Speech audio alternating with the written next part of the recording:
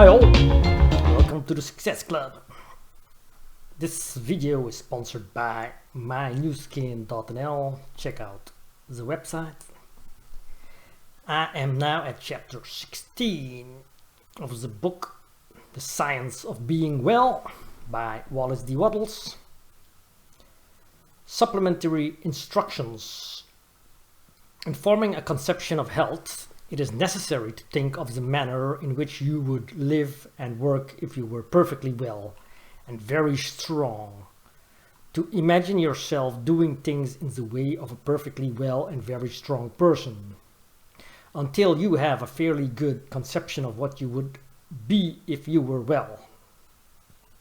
Then take a mental and physical attitude in harmony with this conception, and do not depart from this attitude.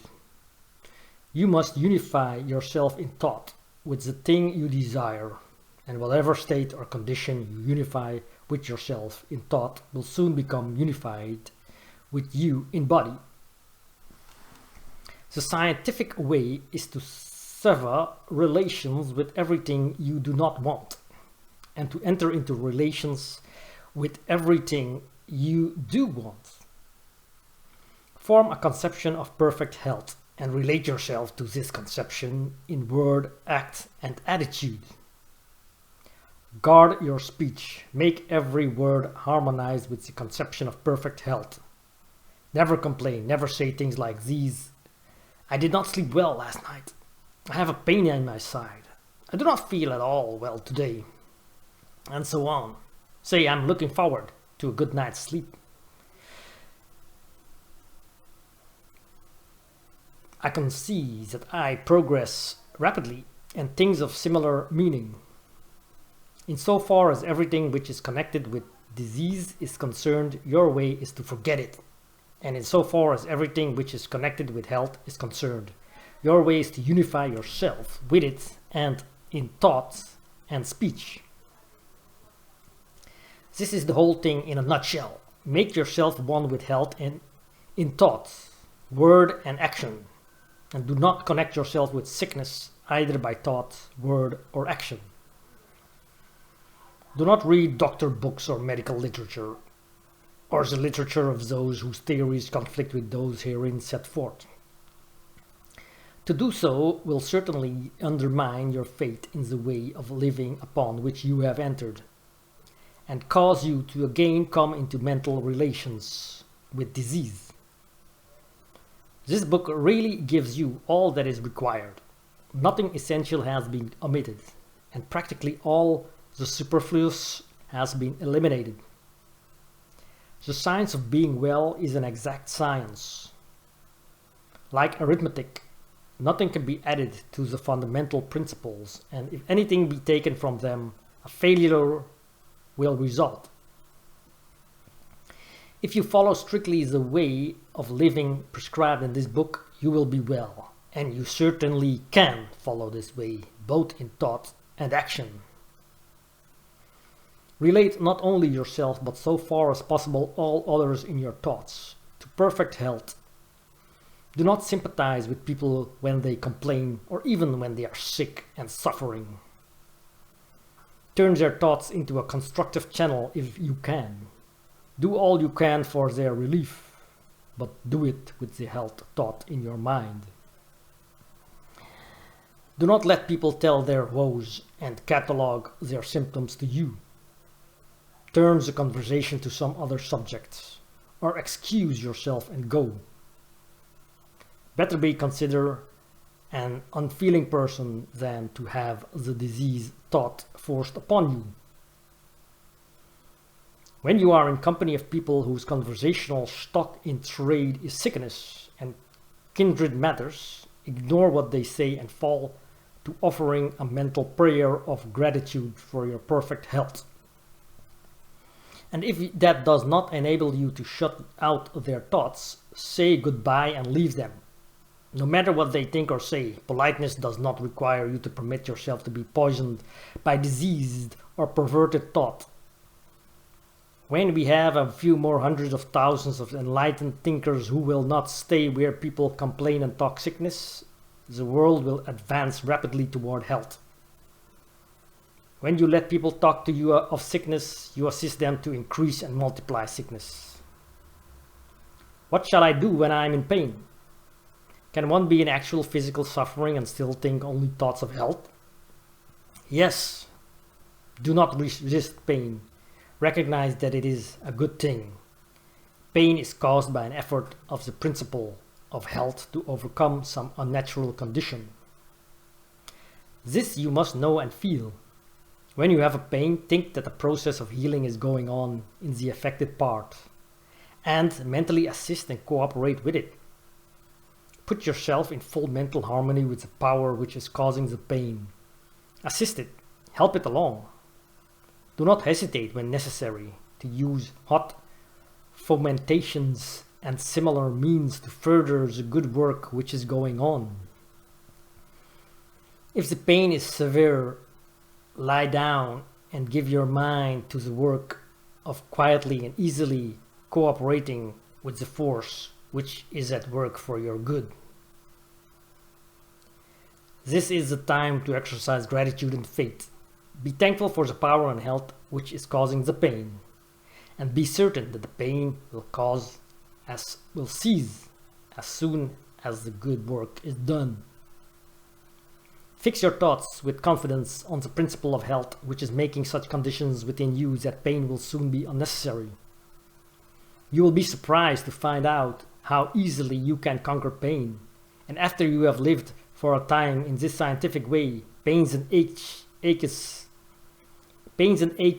will be things unknown to you. What shall I do when I am too weak for my work? Shall I drive myself beyond my strengths, trusting in God to support me? Shall I go on, like the runner, expecting a second wind? No, better not.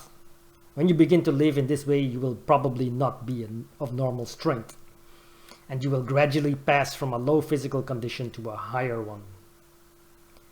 If you relate yourself mentally with health and strength and perform the voluntary functions of life in a perfectly healthy manner, your strength will increase from day to day. But for a time you may have days when your strength is insufficient for the work you would like to do.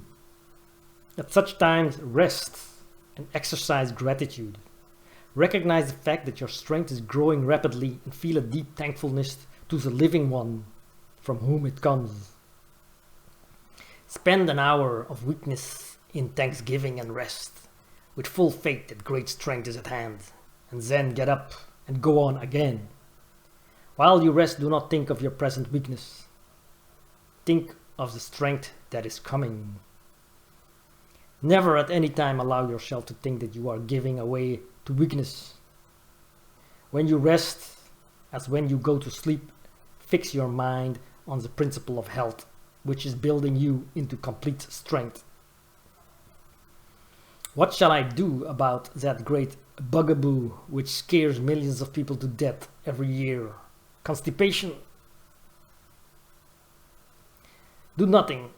Read Horace Fletcher on the ABZ, or our own nutrition, and get the full force of his explanation of the fact that when you live on this scientific plan, you need not, and indeed cannot, have an evacuation of the bowels every day, and that an operation in from once in 3 days to once in 2 weeks is quite sufficient for perfect health.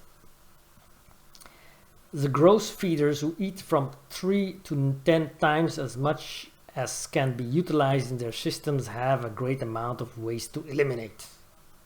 But if you live in the manner we have described, it will be otherwise for you. If you eat only when you have an earned hunger and chew every mouthful to a liquid, and if you stop eating the instant you begin to be conscious of an abatement of your hunger, you will so perfectly prepare your food for digestion and assimilation that practically all of it will be taken up by the absorbents, and there will be little, almost nothing, remaining in the bowels to be excreted. If you are able to entirely banish from your memory all that you have read in doctor books and patent medicine advertisements concerning constipation, you need give the matter no further thought at all. The principle of health will take care of it. But if your mind has been filled with fair thought in regard to constipation, it may be well in the beginning for you to occasionally flush the colon with warm water. There is not the least need of doing it, except to make the process of your mental emancipation from fear a little easier. It may be worthwhile for that. And as soon as you see that you are making good progress and that you have cut down your quantity of food and are really eating in the scientific way, dismiss constipation from your mind forever. You have nothing more to do with it. Put your trust in that principle within you, which has the power to give you perfect health. Relate it by your reverent gratitude to the principle of life, which is all power, and go on your way rejoicing. So what about exercise? Everyone is the better for a little all-round use of the muscle every day. And the best way to get this is to do it by engaging in some form of play or amusement. Get your exercise in the natural way, as recreation, not as forced stunt for health's sake alone. Ride a horse or a bicycle, play tennis or 10 pins, or toss a ball.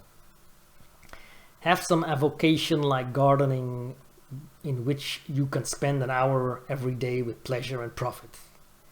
There are thousands ways in which you can get exercise enough to keep your body supple and your circulation good, and yet not fall into the rut of exercising for your health. Exercise for fun or profit. Exercise because you are too healthy to sit still, and not because you wish to become healthy or to remain so. Are long continued fasts necessary? Seldom, if ever. The principle of health does not often require 20, 30 or 40 days to get ready for action. Under normal conditions, hunger will come in much less time. In most long fasts, the reason hunger does not come sooner is because it has been inhibited by the patient himself. He begins the fast with the fear, if not actually with the hope, that it will be many days before hunger comes. The literature he has read on the subject has prepared him to expect a long fast, and he is grimly determined to go to a finish, let the time be as long as it will. And the subconscious mind, under the influence of powerful and positive suggestion, suspends hunger. When for any reason nature takes away your hunger, go cheerfully on with your usual work, and do not eat until she gives it back. No matter if it is 2, 3, 10 days or longer, you may be perfectly sure that when it is time for you to eat, you will be hungry. And if you are cheerfully confident and keep your faith in health, you will suffer from no weakness or discomfort caused by abstinence.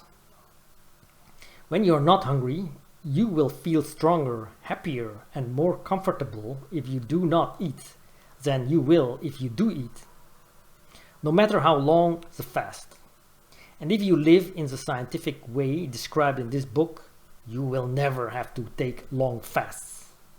You will seldom miss a meal, and you will enjoy your meals more than ever before in your life.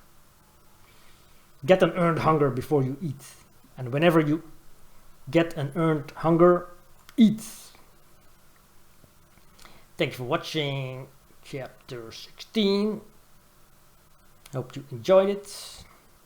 Check out my website, mynuskin.nl. I will continue with chapter 17 in the next video. That will be a summary of the science of being well. Thank you once again. See you next time.